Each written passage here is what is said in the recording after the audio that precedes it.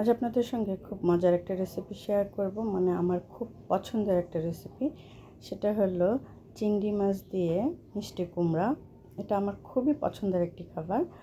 তো প্রথমে আমি যেটা করলাম, একটি ফ্রাই প্যানে তেল গরম করে তাতে পেঁয়াজ একটু ভেজে নিয়ে তার মধ্যে আদা রসুনের পেস্ট দিয়ে আবারও একটু ভেজে নিয়ে তারপরে মধ্যে লবণ, হলুদ, মরিচ, ধনিয়া এবং জিরার গুঁড়ো। ধনিয়া এবং জিরার গুঁড়ো আমি একসাথেই ব্লেন্ড করে রাখি, তো সেটাই দিয়ে দিলাম। দিয়ে আমি এই মশলাটাকে 1 মিনিটের মতন একটু ভেজে নিয়ে এর মধ্যে দিয়ে দেব আমি চিংড়ি মাছ। চিংড়ি মাছটাও এখন আমি এই মশলার সাথে খুব ভালোভাবে একটু ভেজে নেব। চিংড়ি মাছটা একটু ভেজে নিয়ে এর মধ্যে আমি দিয়ে দেব 1 কাপের মতন পানি, যেন মশলাটা পুড়ে না যায় এবং চিংড়ি মাছটা প্রপারলি সেদ্ধ হয় বা রান্না হয়ে যায়। এরপরে আমি এখানে দিয়ে দিলাম কেটে ধুয়ে পরিষ্কার করে রাখা মিষ্টি কুমড়াগুলো। আমি একটু বড় বড় টুকরো করে কেটেছি। আমাদের শ্বশুর বাড়িতে আসলে একটু বড় বড় টুকরো করেই কাটে, মানে এভাবেই তারা রান্না করে খায়। তো আমিও আজকে সেভাবেই আপনাদের সঙ্গে দেখাচ্ছি। একটু বড় বড় করে কেটে নিয়ে আমি একটু ভালোভাবে নেড়ে চেড়ে তারপর ঢাকনা দিয়ে ঢেকে দিয়েছিলাম। তারপর 10 মিনিট পর আমি ঢাকনাটা খুলে অলরেডি কিন্তু মিষ্টি কুমড়ো থেকে প্রচুর পরিমাণে পানি বের হয়েছে। এখন এই পানিটা দিয়েই আর কি মিষ্টি কুমড়োটা একদম খুব সুন্দরভাবে আমি রান্না করে নেব। এখানে অতিরিক্ত কোনো পানি দিতে হবে না বা দেওয়া উচিতও নয়, কারণ তাহলে মিষ্টি কুমড়োগুলো একদম গলে যাবে। তো এইভাবেই আমি আর কি রান্নাটা করে নিলাম। আর কালারটা দেখুন কত সুন্দর এসেছে।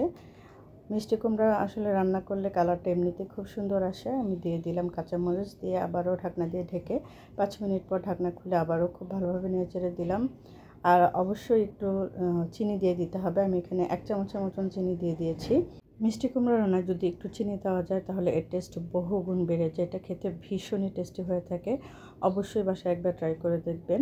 চিনিটা দিলে এর টেস্ট যেন বহুগুণ বেড়ে যায়। আমি আপনাদেরকে আবারও বলছি, অনেক ভালো লাগে সেটা খেতে। তারপর আমি খুব ভালোভাবে নেড়েচেড়ে ঢেকে দিয়ে আবারও 10 মিনিট পর নেড়েচেড়ে দিলাম।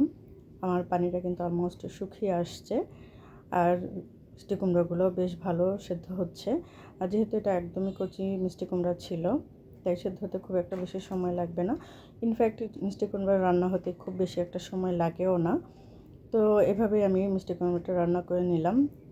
মিষ্টি কুমড়া রান্নায় কে কে আমার মতন চিনি ব্যবহার করেন অবশ্যই কমেন্ট সেকশনে জানিয়ে যাবেন। শেষ পর্যায়ে আমি এখানে অ্যাড করে দিলাম ধনেপাতা। আপনারা অলরেডি দেখে বুঝতে পারছেন প্রত্যেকটা মিষ্টি কুমড়া কিন্তু খুব ভালোভাবে সেদ্ধ হয়ে গিয়েছে এবং খুব ভালোভাবে রান্নাও হয়ে গিয়েছে। আর আমি এখন জাস্ট পানিটা আরেকটু শুকানোর অপেক্ষা করছি। পানিটা যখন একদম মাখো মাখো হয়ে আসবে তখন আমি এটাকে নামিয়ে ফেলবো। এই হচ্ছে আমার রান্নার ফাইনাল লুক। আজকে এখানেই শেষ করছি।